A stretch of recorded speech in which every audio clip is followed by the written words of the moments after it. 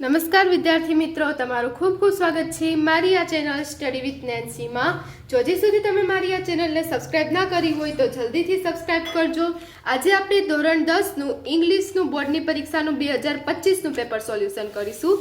તો અહીંયા જો આપણને સેક્શન એમાં ફકરા ઉપરથી પ્રશ્ન જવાબ આવે. એમાં પહેલો પ્રશ્ન આપેલો છે, what is MGP building in Sitapur. તેમાં તમારે લખવાનું આવશે MGP is building a network of low cost solar micro grids, બસ આટલું, ઇન સીતાપુર.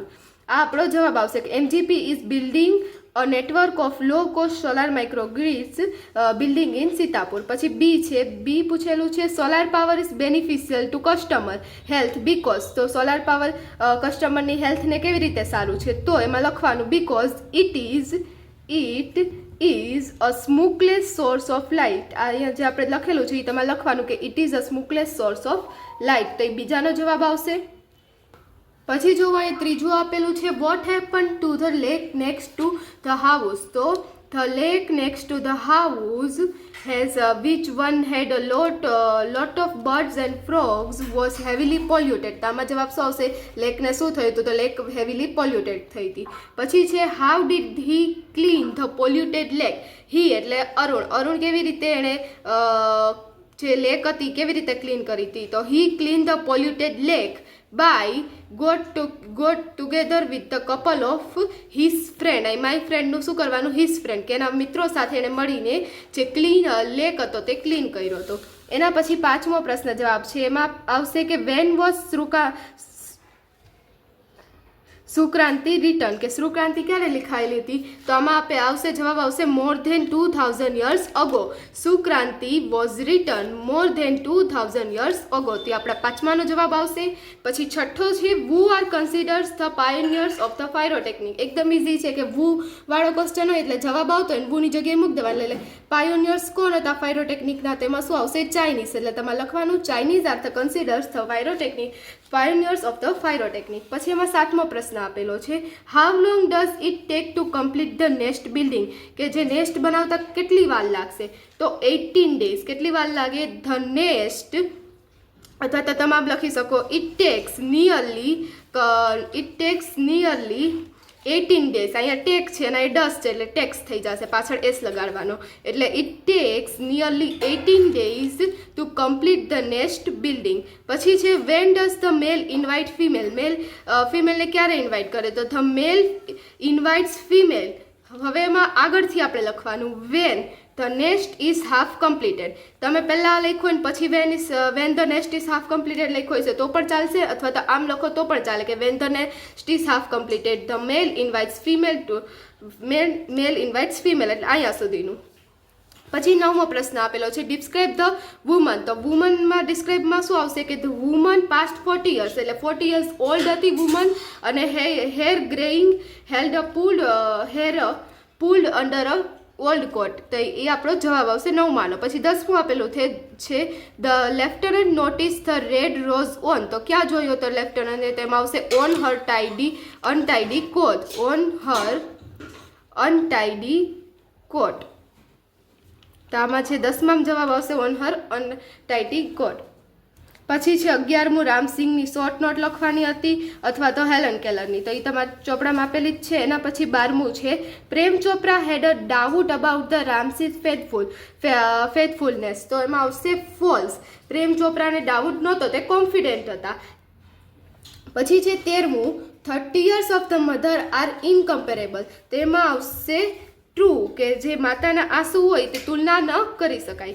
પછી 14મું છે, એમાં આપેલું છે, a student should take brain tonics to improve her or his retention. તેમાં પાછું ફોલ્સ આવશે, કારણ કે બ્રેન ટોનિક્સથી કશું પણ જે રિટેન્શન છે ઇમ્પ્રૂવ થવાનું નથી. પછી છે 15મું છે, કચ્છ વોઝ બૃહસ્પતિ સન. કચ્છ છે બૃહસ્પતિનો છોકરો હતો. તેમાં શું આવશે, ટ્રુ આવશે. તો હવે જો સેક્શન બી આવેલો છે, તો સેક્શન બીમાં 16મો પ્રશ્ન છે, who are having a conversation in stanza. તો સ્ટાન્સામાં કોણ કન્વર્સેશન, તો લાયન અને cow are having the conversation in the stanza. તો એ 16માનો જવાબ આવશે. પછી 17મું આપેલું છે where is the yellow butterfly swimming.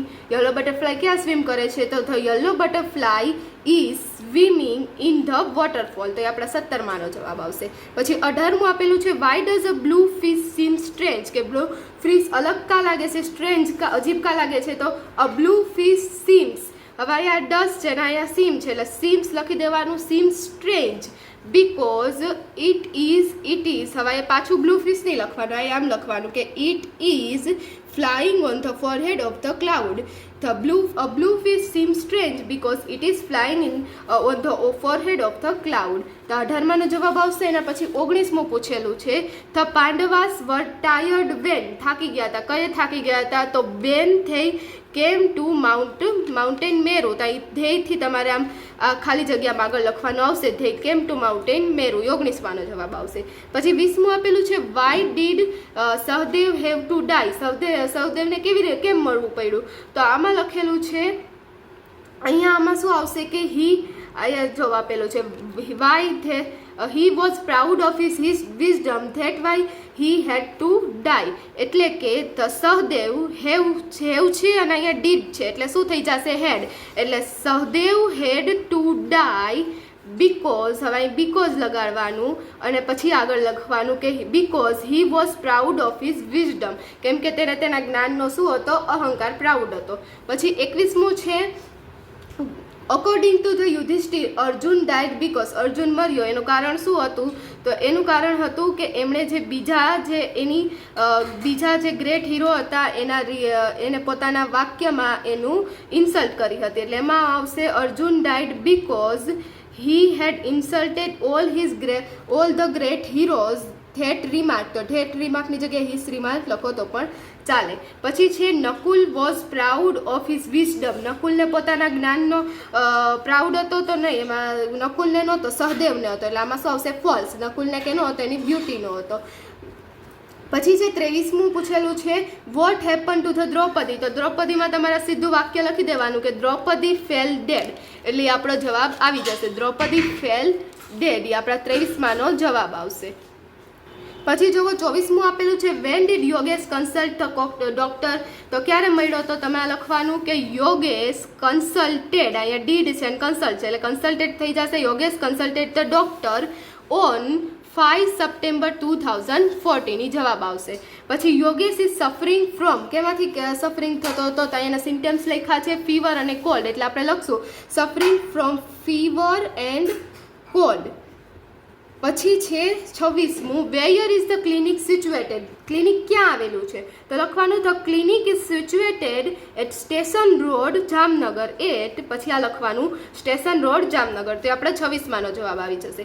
પછી 27મું પૂછેલું છે what care should Yogesh take for some days. યોગેશે શું ધ્યાન રાખવું જોઈએ? તો આમ જે ડૉક્ટરે એડવાઇસ આપી છે એ ધ્યાન રાખવી જોઈએ. એટલે આપણે લખવાનું કે Yogesh should drink warm water throughout the day and avoid the exposure to cold winds. તો એ આપણા જે 27માનો છે એનો જવાબ આવશે. પછી 28માં પૂછેલું છે Trikatu churna should be taken with. તો આમાં લખેલું છે half spoon table spoon of with honey. એટલે આમાં આપણે લખશું હાફ ટીસ્પૂન કેટલું વિથ હાફ ટીસ્પૂન હની. કેની સાથે લેવાનું? તો હાફ ટીસ્પૂન હની સાથે લેવાનું. તે આપણા 28માનો જવાબ આવશે.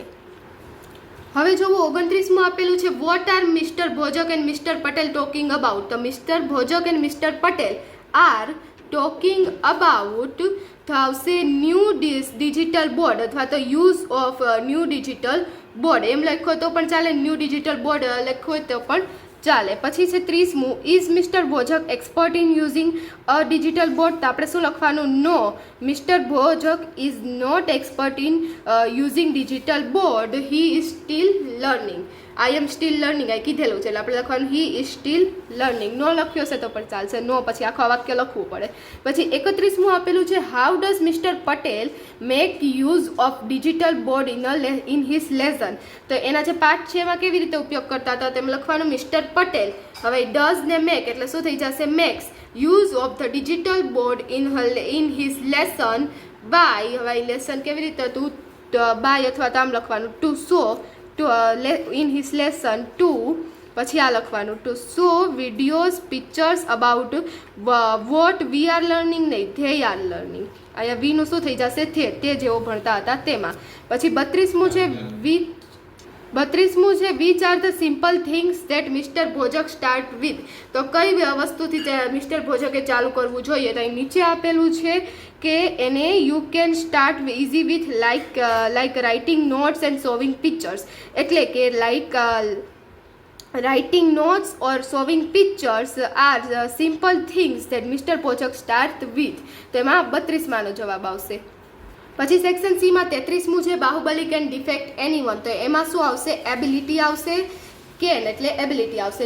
Mayur never quarrels with his friend. Never એટલે એમાં આવશે ફ્રીક્વન્સી ઓફ એક્શન. પછી છે the boy who is reading sincerely is Jenil. Who છે એટલે ડિસ્ક્રાઇબિંગ પર્સન છે. પછી 36મું છે ઇન્ક્વાયરી એઝ નેચર એટલે પ્રશ્ન પૂછે છે. તો આ બંનેમાં જ પ્રશ્ન જ નથી, આ નહીં આવે. એટલે આમાં શું આવશે?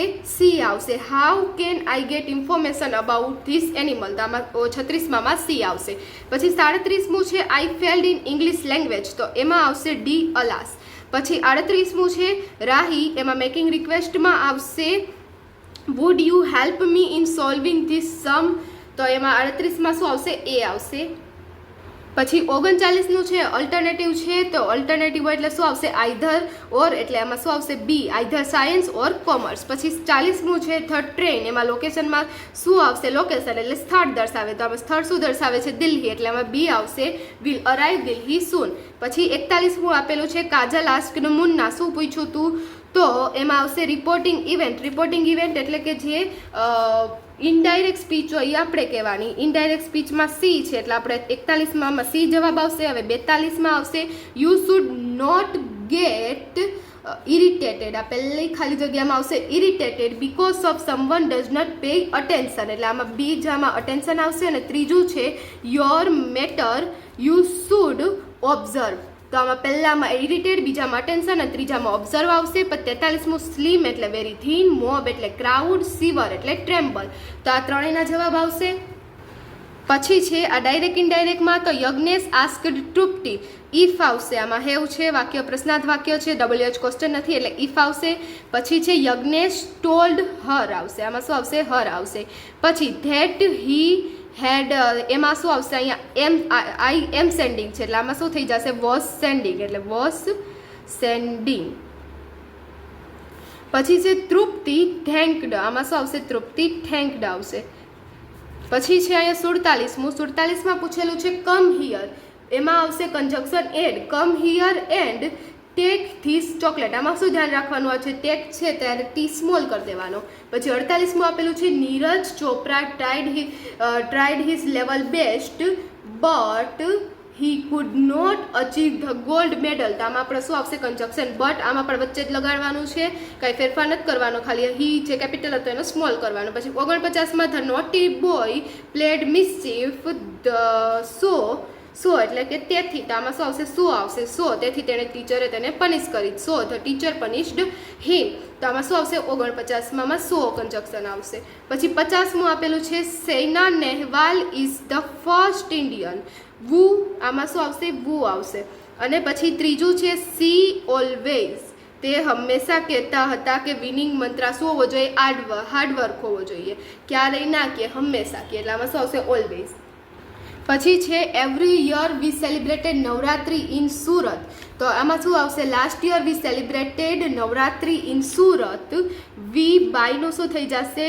બોથ થઈ જશે. We both traditional dresses. હવે વી પ્લેનું શું થઈ જશે? We played and enjoyed. આમાં પણ શું આવશે? ઇન્જોયડ આવશે. We played and enjoyed garba. તો 51માં આપણો જવાબ આવશે. પછી 52મું છે ડાયરેક્ટનું એક્ટિવનું પેસિવ કરવાનું હતું. તો એમાં એક વાક્યનું તો આપેલું જ છે. આમાં શું થશે? સ્વીટ્સ છે, sweets May B બ્રોથ by me. અને જે બીજું વાક્ય છે એમાં આવશે the hall can be decorated by you. તો આ જો બંને વાક્ય આ થશે. પહેલું વાક્ય અહીંયા આપેલું જ છે. પછી 53મું છે Ritesh was waiting for Rita at the bus station. તો એમાં આપણો જવાબ આવશે વુ. જે કરતા હોય કરતા ઉપરથી પ્રશ્ન બનાવવાનો એટલે વુથી બનાવવાનો. પછી 54મું છે the prime minister meet the president Baroda. તો સ્થળ છે એટલે સ્થળ માટે શું આવે વેયર એટલે બી આવશે. પછી 55મું છે એવરી સ્ટુડન્ટ શુડ ડુ યોગ ટુ ઇમ્પ્રૂવ રિટેન્શન. તો એમાં બધાએ યોગા કરવી જોઈએ. તો why should every student do yoga. તો આમાં શું આવશે ડી આવશે. હવે સેક્શન ઈ છે. તો સેક્શન ઈમાં નિબંધ trees our best friend teacher અને ડ્રીમ રોબોટ હતો જે તમને આવડ્યા જ હશે. પછી ઈમેલ હતો. તો ઈમેલમાં આપણે છે 2 છે 2માં આ ઈમેલ લખવાનો અને અપૂર્વા લખે છે સાયલીને દિવાળીના ઇન્વિટેશન પર. એટલે આપણે લખી નાખવાનું કે ઇન્વિટેશન ફોર દિવાળી સેલિબ્રેશન. તો આપણો જવાબ થઈ જાય. અને પાછળ જે આપેલું છે પિક્ચર એ કેનું છે સીસોરનું અથવા તો બીચ. તમે બંનેમાંથી જે લખો તે ચાલે. This is a picture of સીસોર અથવા તો બીચ. પછી લખી દેવાનું કે ધેર ઇઝ બીચમાં શું છે ગાર્બેજ છે. પછી આ છોકરા પોસ્ટર હોલ્ડ કર્યું છે એના ઉપરથી તમે વાક્ય બનાવી શકો છો. તો અહીં આપણું જે પેપર સોલ્યુશન છે તે પૂર્ણ થાય છે. જો તમને વિડીયો પસંદ આવ્યો હોય તો લાઇક શેર સબસ્ક્રાઈબ કરજો. તમારું પેપર કેવું ગયું તે પણ તમે કમેન્ટમાં જરૂરથી જણાવજો. અને આવા જ બધા સોલ્યુશનના વિડીયો જોતા હોય તો ચેનલને સબસ્ક્રાઈબ પણ જરૂરથી કરી દેજો. Thanks for watching.